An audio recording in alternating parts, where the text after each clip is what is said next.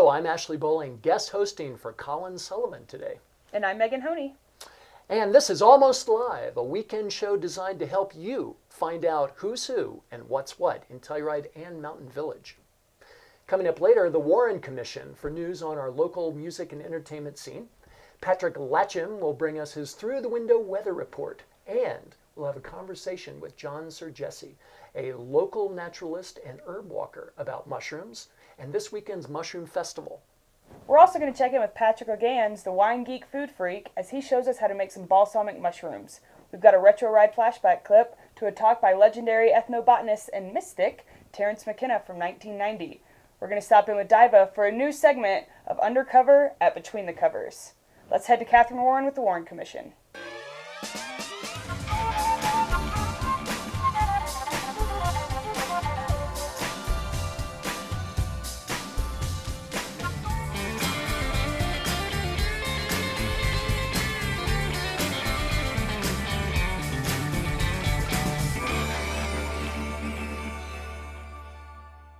Thanks so much, Megan. It's now time for the Warren Commission, our weekly segment with guest host Kathrine Warren. How are you, Kathrine? I'm doing well. How are you, Ashley? I'm well. Thanks for coming in. And you're going to tell us about music, particularly that's happening in the region. So Yes. Take it away. It starts on Friday night up in Mountain Village with Joe Pug playing a free show as part of their Music on the Green series from 5 to 7, right outside the Hotel Madeline where the ice rink is in the wintertime, music venue in the summertime.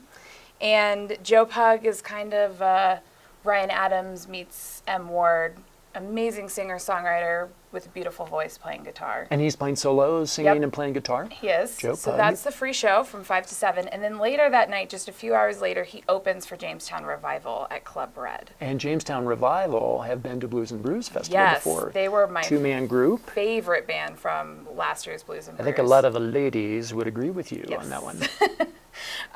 They are playing the final summer show at Club Red, produced by Beyond the Groove. They are an excellent band. They call themselves Back Porch Folk Rock. They're one of those great indie rock bands where it's kind of hard to pinpoint their sound, except that you love it. Back Porch Folk Rock. Yes. Interesting genre. Yeah, they're from, they met in high school in Texas and went to college together, created this band. They have 2 albums under their belt, and it's a band that's on the rise, and I think in a few years we might not be able to get them to Telluride. So And they have a lot of sound for just 2 people. Yeah, I remember they- seeing them at Blues yeah, and they Brews. do have some a few musicians backing them, but it's the main 2 guys. Their names are escaping me at the moment. But Jamestown Revival at Club Red. Music starts at 8:30 with Joe Pug, and then Jamestown Revival takes the stage after that. And tickets are still available on their website, clubredtelluride.com, or at the door. Fantastic.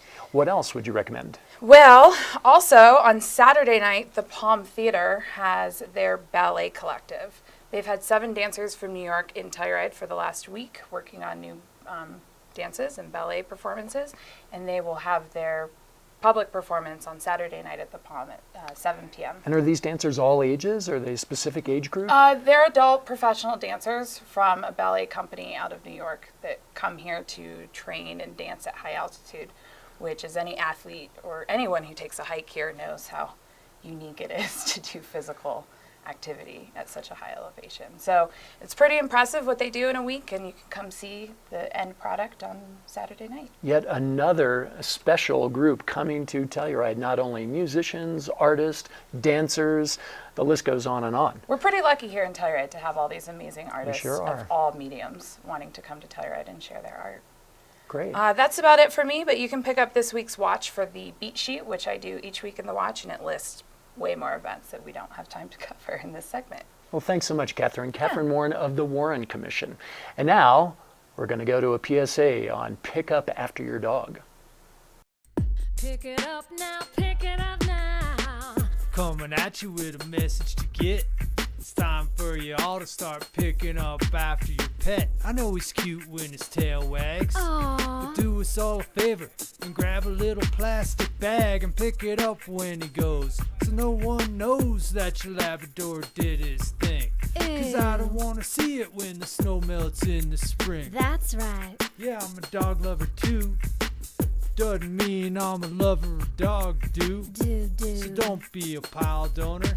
Pick it up, y'all. Be a responsible dog owner. Uh-huh. And leave no trace. Listen up now. And keep our town a beautiful place. Pick it up now, pick it up now. Do the right thing. Pick it up now, pick it up now. Do the right thing. So Megan, it's Community Buzz time, and we get to Community talk a little buzz. bit about what's going on in the community or what's going on in our lives. You know, the black bears are out They this are time out. of year. They are gorging themselves. Have Trying you to seen eat. any yet? I have not seen one this summer, but I have seen over 40 bears since Wow. I've been in Telluride, I hear them including a lot. a mother and 3 cubs one night, which is rare. That's scary. I don't get scared of the bears, but when I see them with their cubs, that's when I Right. get nervous. Mama bear is Yeah. very protective.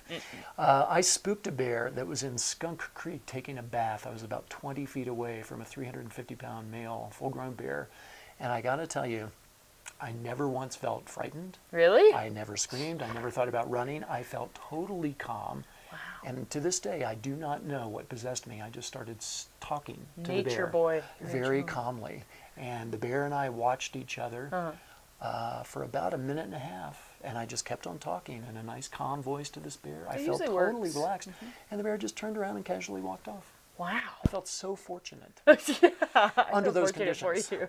Yeah. So How what about else you? is Have you going on seen around bears? town? Oh, I have seen bears. In town, in the I hear alleys? them a lot. I hear them more than I see them, but I have Getting seen into them. poly Yes. carts and dumpsters. Yes, pizza boxes. Uh-huh. So we've got the farmers market going on right now, which is every Friday from 11 till 4, I think. about On South Oak Street in On the South town of Oak Street. Telluride. Great display of local food, food, drinks, cooked I love their food, raw flowers food, too.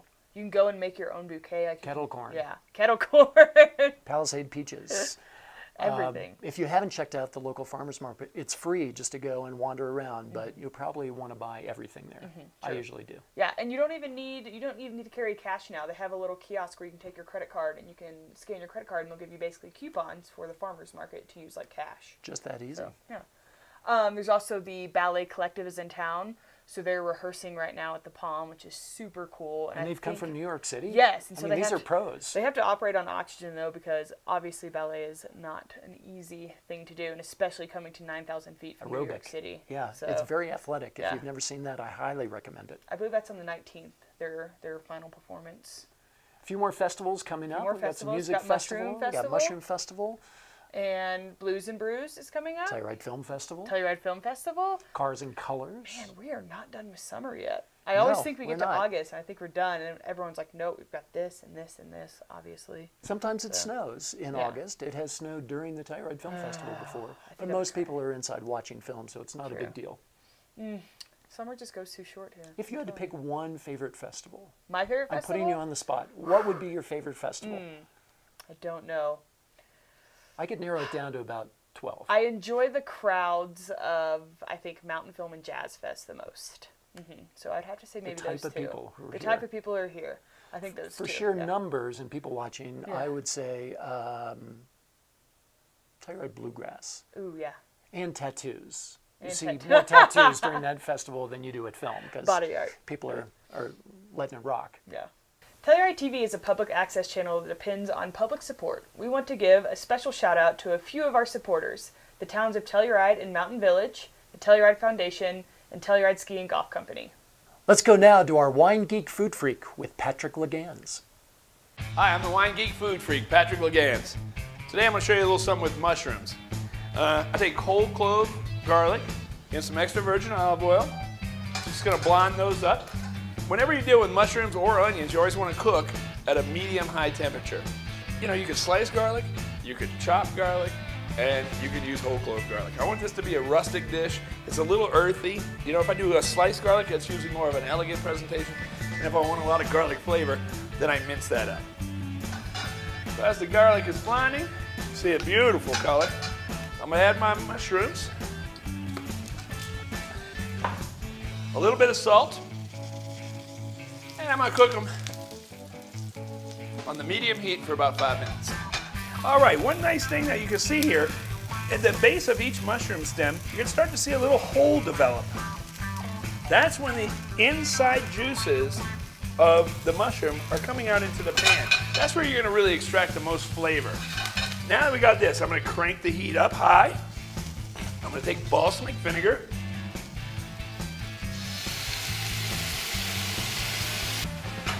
I'm going to add a little more salt. And now I'm going to add a little black pepper. And we're going to let this boil up. You'll start to see a change in the color. It'll start to lighten, and that's when you're done. I like to use a slotted spoon. This, of course, is great with red wine, anything earthy. So again, works as a side dish, but I like it as an antipasta better than anything. And if you're lucky, you get one of the cloves of garlic. And finish with a little parsley. Balsamic mushrooms. Until next time, remember, all you need is good ingredients, some care, and a minute of your time, and you can eat like me, Patrick Legans, the Wine Geek Food Freak. Hey everybody, I am sitting down with Telluride's local Shroom-Meister, John Sir Jesse. Hi, Megan. Thank you so much for joining us today. My pleasure. So, can you tell me a little bit about what you do in Telluride? What gives you the mystic and the name of Shroom-Meister? That's a relatively new name for me. I do lots of things, and mushrooms are just part of it, you know. I caretake some properties. I'm a wood carver. I did the town of Telluride sign. I did Bear Creek. I did New Sheridan. I've done signs all over town. I didn't know that. It's very Fly Me to the cool. Moon 4 times now. They keep stealing the others. Sometimes you have to replace that sign. Yeah, anyway. And so, and I also lead plant and mushroom hikes. Started with the plants and slowly got into mushrooms. In the winters, I do snowshoe tours on the ski mountain. And sometimes I drive for Telluride outside. I'm not driving this year, but I'll probably do it again next year. Yeah. Just What kinda brought you to swamped. Telluride originally, and how long have you been here? 44 years. 44 I moved here in years. 73. Wow, so And, you've seen it all. I've seen a lot of changes, yeah. And I grew up in Los Angeles. This is a change. Just another big city escapee, you know. That's what a lot of us are up here. yeah. And I just got tired of living in the city. The last job I had, I was caretaking a ranch north of the city in the high desert. And I thought, I like living out in the country, you know. And so when I quit that job, I was bumming around LA trying to figure out what to do. Ran into an old friend who'd moved here and said, come visit. I did, and that was that. Yeah. You know, drove in on a really dark night, walked down onto Main Street, opened the door, my jaw dropped. I'm moving here, you know, and that's This'll work. And that's This'll how long do. it took, literally, you know. That's amazing. So we've got Telluride Mushroom Festival coming up. What do you Yeah, do we with do. them? Well, you know, at the very beginning, I did a lot more than I do now. I was responsible for putting up the banner once we had one. Now I guess Ashley does that. That guy. And our first couple of years, first year or two, we had this all green, heavy, huge army tent that it was my job to put up in Town Park before we moved to And Elks that Park. was the Mushroom Festival, was just under that tent. Yeah, exactly. And boy, I'm so glad we got rid of that tent. And of course now, you know, Viking Rentals puts Right. up the tent and all that stuff, and we love it, you know. And so I have ran the forays for a long time. We'd go out and gather the mushrooms, you know. At first I was one of the few, and then, you know, all the people from Denver came in, and I kind of showed them all my secret spots. And Secret spots. well, not all of Not them. all. You Not can't all give of them- You can't give them all the secret spots. Exactly. And for 3 years, I actually ran the festival with Chris Holstrom, because after 20 years or so, the she's great. Salzmans who started it got kind of tired of doing it. You know, they're from Denver, and no one else was going to step up. So Chris and I and a few others stepped up and kept it going. And then Art Good Times and the Institute, you know, kind of took over from there, and we kind of got the Institute involved. You know, it was you know, we both wanted to do it. And Is that the and we're- Pinhead Institute? no, Telluride Institute. Oh, the Telluride Institute. Yeah, Okay. and to this day, you know, they're still our main sponsor. I mean, we have Wow. lots of sponsors, but it probably wouldn't happen without them. Oh, yeah. And so it's going nicely still, you know. What would you recommend for someone who is a new or a first timer to Mushroom Festival? What's the best flow to experience the festival to get the most out of it? What do you recommend a few things that they do? Well, you need to go on a foray. You know, foray. we have 2 or 3 forays each Which day. you lead those. You take people out to I find lead a couple, mushrooms. you know. Like I say, we have lots of people doing the forays now. And to do that is always good. You know, check out, you know, Gary Linkoff's lectures, always very entertaining. We call him the Woody Allen of mycology. I'm sure he appreciates that. And but he kind of does the opening, you know, address, you know, where he talks about different types of mushrooms and just the real basics about mushroom families and identification and stuff. and he leads a few forays as well. And boy, there's so much to see. Don't miss the cook-off. The cook-off. I believe it's tomorrow. Where is that held? The Gondola Plaza at South Oak. You know, the grassy area there. That's great fun. It goes on for 4 hours. Wow. And it's local chefs competing for the best dish. Wow. And you never know who's going to win. Sometimes it's these fancy dishes. Sometimes I've won a couple years with my hawk wing soup, which Your is a hawk wing soup. perennial favorite. Hawk wing is a very strong mushroom that grows around here. It's a love-hate mushroom. You love it or hate it. Most people love it. I'm guessing you love it. So yeah. A lot of most people love it. A few people just can't stand it. It's can't. got a really strong flavor. Oh, I bet. Yeah. Yeah.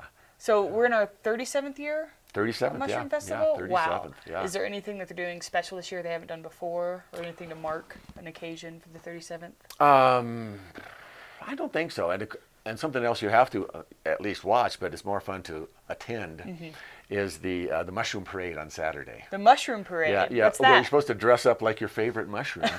and parade. You know, we close off Main Street for 3 or 4 blocks. We walk down, and I guess we're walking back now. We used to walk down Main Street to Town Park where we'd have the cook and taste, and that was it. But now we don't do the cook and taste in Town Park anymore, so we just turn around and walk back up again. So are you going to go as a hawk wing? Are you going to dress as a hawk wing? I never have gone as a hawk wing, actually.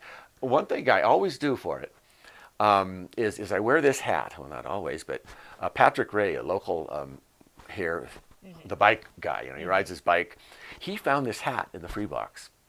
And I don't know how this happened or what, but he walked up to me at some point, I assume that same day, and said, I think you should have this. I put it on, it fit like a glove. And I didn't wear it a whole lot. Back then I didn't really like wearing hats a lot. I wear them, when I have to for sun or rain or something, but I kind of put it in my closet. Then I kind of lost track of it. And then I was reading David Aurora's little book, All the Rain Promises and More. There was a picture of this hat. And I had no idea this hat is made out of mushrooms. So what are some mushrooms that people can find in this area? Well, we're very lucky, being as high as we are, we don't get as many mushrooms as some areas, but that also means less deadly mushrooms. We only have one deadly. Little brown mushroom grows on wood, deadly Gallerina. Chanterelles, porcini, which we would call a king bolete here. We have a few morels, not a whole lot. And they're a spring mushroom. We have oyster mushrooms. We have shaggy manes, which grow alongside roads. Shaggy manes, yeah. Yeah. We have puffballs that can get this big. They can be huge. Are all of these edible? Yeah. I'm just listing you, except for the first one, Except for the deadly first one. Gallerina. With a name like that, you kind of would assume you don't want to eat it. And there are some little brown mushrooms that are edible, like honey mushrooms and the velvet foot that grow on wood. So you got to know what you're doing. And I always like to mention to people, get a couple good books and go on a hike with someone. That's the best way to learn this stuff. But if you're going by books, don't go by pictures alone. Pictures get you in the ballpark, but then you have to read the description of the mushroom, right? And what I do, since I'm not a mycologist or a botanist, I'm more of an herbalist. I guess I'm striving to be a mycologist, but mycologists and botanists use different words for things. They don't call a stem, it's called a stipe.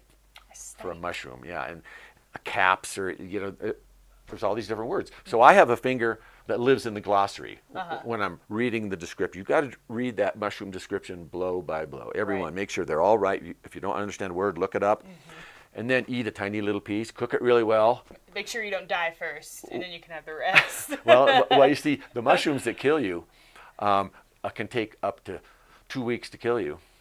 As they destroy your liver. They're called amatoxins. But you don't even get sick for 6 to 36 hours after eating it, and then you get better. Whoa. And then slowly your liver starts going away. And so the whole thing about waiting, a lot of times on my hikes, you take a bite, we'll see if you live. Well, that's not going to work. Of course. Yeah. I can't think of any people who volunteer for that. Yeah, exactly. So, caution is advised. You need to cook all mushrooms because mushrooms are made out of something called chitin. It's the same thing that exoskeletons are made out of, bugs and lobster and crab. That's called chitin. We can't digest it. And so, you got to cook your mushrooms. Got to cook your mushrooms. Well, John, thank you so much for sitting down with us today. My pleasure. It was. I think it's so interesting where we live that we have all of this accessible to us, and people who are so knowledgeable and make sure we don't die from mushrooms. Always a good idea. Be sure and check out the Mushroom Festival this weekend. So now we have a new segment, Undercover at Between the Covers with Daiva. Let's check out our first episode.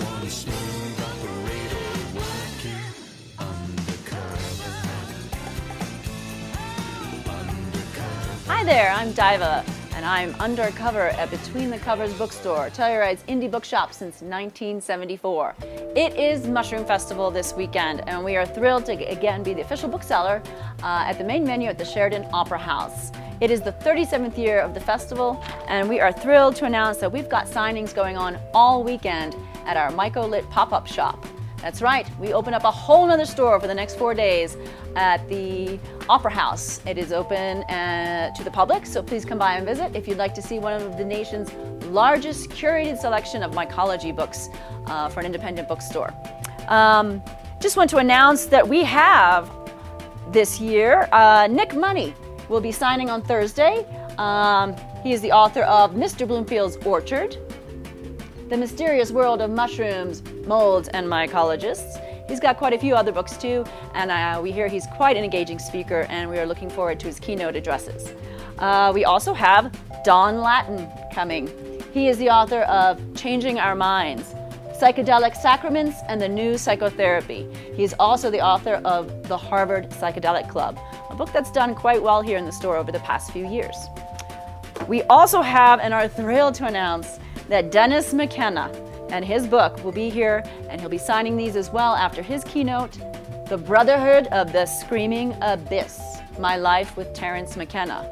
Dennis himself is an extinguished scientist and speaker, and it'll be really neat to hear some inside stories of them growing up in Paonia, Colorado. A lot of people don't know that. And also kind of a tribute to his brother, but also to all of his own research and works in the world of mycology. Of course, we've got Gary Linkoff, who is the author of the Audubon Guidebook, and he's been coming here, I think, since 1980. And his new book, the revised The Complete Mushroom Hunter, it's a beautiful book for beginners as well as experts. And he's always around and willing to answer questions in the ID tent that's always set up in Elks Park. Then we've got Trad Cotter. This is a perennial bestseller. It is Organic Mushroom Farming and Myco-Remediation. You might have heard a little bit about remediation in the area. There have been some projects about mine tailings and using certain mushrooms to kind of clean up the residue of our former economic boost in this town. Perennial bestseller. A lot of people take this book back to their own home governments and proposes to their town councils to help clean up some of the things we've done in the last 100 years to our communities. And then, of course, always we've got Katrina Blair. She's the gal at Turtle Lake Refuge in Durango. She walks over from Durango to Telluride, and I always feel like we can't start this festival until we know that Katrina has made it. She leaves with nothing but water and eats and forages her entire way over here. She should be arriving this afternoon, we hope. The Wild Wisdom of Weeds, 13 Essential Plants for Human Survival. This is one of our best sellers as far as foraging goes. Do check it out, and her book signing will be Sunday morning. Let's see, what else can we talk about? Oh, right. Friday night is always Art Goodtimes' birthday, Shroom-Pa as we call him, and last year they put together a book of poetry that has to do with mushrooms, and it's sold through Fungi Magazine and ourselves. And Friday night at the Opera House, 9 o'clock, is the Myco-licious Poetry Party. It is open to the public. It's $10 if you don't have a pass. A lot of local performers will be giving up their newly crafted words about mycology, the forest, and just life in general. All right, and for those of you who might be newbies and are interested in this, knowing that there's quite a subculture of mushroom hunting in the area, and the San Juans, I have to say, are an anomaly in the mushroom world, we highly recommend All That the Rain Promises and More. We sell hundreds of these every season. If you have just the least bit of interest, come on in. We'll show it to you, show you how to use it, maybe pair you up with some people so you can go out and get a really good first experience in the forest, which really is how we all live and breathe, is through our trees and the soil. So that's it for today. We hope to see you over at the Mushroom Festival. Come on in, see our staff. We'll help you out with the guidebook. And happy foraging, everyone. Thanks so much, Daiva. I can't wait for our future episodes of Undercover at Between the Covers. So Telluride TV has 30 years of archival video records, everything from community events like the 4th of July Parade, lip sync, Kodo, tab, fashion shows, children's theater, and festival interviews. But right now, we have a 1990 talk from famed ethnobotanist and psychedelic plant patron Terrence McKenna.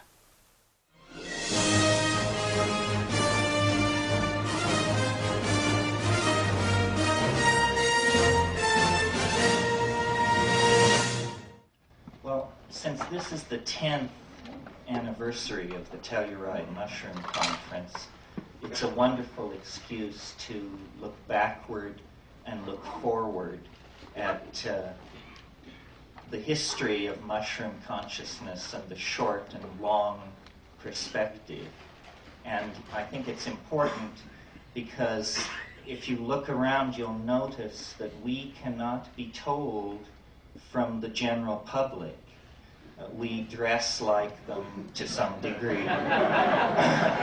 And we cut our hair like them to some degree. So it's only events like this that draw us out of the woodwork, out of the woods, as it were, so we can see who our affinity group is. And I think the essence of the hallucinogenic mushroom experience and what it is a searchlight upon is the issue of community.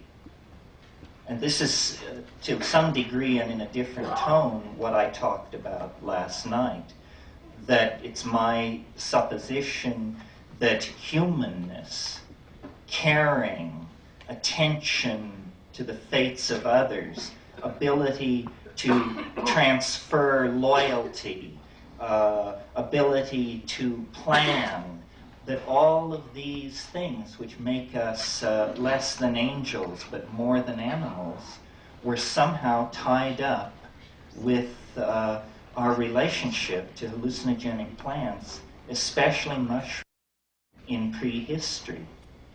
And last night I talked about it in a sort of nuts and bolts manner, the way you would if you were trying to convince an Evolution 101 course that psilocybin could have an impact on primate evolution. But I think because of who this audience is, because of the fact that so many people in this room at this moment have been on the inside of the experience, that we can talk about it in a slightly less rational and more emotive way. And so that's what I'd like to try and do. And what I mean by that is, you know, the strange thing to my mind about psilocybin is that it speaks. The mushroom has this peculiar ability to present itself as a voice in the mind. And as somebody who has tried a lot of these psychopharmacological agents, they all do many different things, but this is unique. It's not ordinarily the characteristic of a chemical compound that it can hold a conversation with you. And yet this is, I think, the generalized experience of people who push very hard, or even slightly hard, on the mushroom. Well, when you look back into the history of Western thought, you discover that, exotic as this notion is, it isn't completely unfamiliar in the Western tradition. That up until the advent of Christianity and in the intense religious foment of the immediate centuries preceding the triumph of Christianity, there was this generalized notion in the West of what was called the Logos. And the Logos was a teaching voice, an inner prompting, a speaking thing. And the goal of religious life and even sport and exercise, the goal of the whole and well-lived life was to come into connection with this thing called the Logos. Thanks so much. That was a 1990 episode with Terrence McKenna, who's a psychedelic plant patron. And he and his brother grew up in Paonia, Colorado, not too far from here. Say, if you have your own retro ride videos, send them to us at tim@telluridetv.org. That's O-R-G. Or tag us at Telluride TV. Let's go now to Through the Window Weather with Patrick Latcham. This is Patrick Latcham with Through the Window Weather. You heard it here first last week, folks. Monsoon season finally started to lighten up. We had a very wet July and early August, and that dry week we just had last week was much needed. For the week ahead, the temperatures are starting to slightly drop. I'm starting to see more puffies and jackets around town and less stand-up paddleboards. And the rains are also coming back. Saturday is looking beautiful, with just a 20% chance of rain and a high of 67 degrees. Sunday through Thursday, we have a high of 65 degrees, a low of 45 degrees, and a 55% chance of precipitation in the afternoons on average. We only have 100 days until ski season, but who's counting? Mushroom season and festival are here. We have John Sir Jesse in the studio today to talk about all things mushrooms. My wife and I did a guided hike with him, and we highly recommend it. It was an amazing experience. Berries are also starting to appear. We have a good amount of strawberries and raspberries in the Telluride area. I recommend heading over to Lizard Head and the Cross Mountain Trailhead this week. You go over a tiny footbridge and then follow an old 2-track trail. There are tons of strawberries in the open fields on your way up and great mushroom foraging underneath the conifer canopy near the Groundhog Stock Trail. Always be sure to check the weather before you head out for an activity for the most up-to-date and accurate information. Thanks for tuning in. Look forward to seeing you next week, and back to you guys at the studio. Hey, thanks, Patrick. Almost Live is almost over. And I want to thank Ashley Bowling for joining us this week in place of Colin Megan, Sullivan. Pleasure. It's nice talking with you. You too. Enjoyed it. Yeah, and me too. maybe tune in at some point, and Ashley is going to tell us about a possible future job industry of hair farming. So maybe we can touch base on that one day. Only my hairdresser knows for sure. But if you missed any of the show, never fear. We're going to run it Friday, Saturday, and Sunday, mornings and midday. And we'll be back with a brand new Almost Live next Friday. So long, everybody.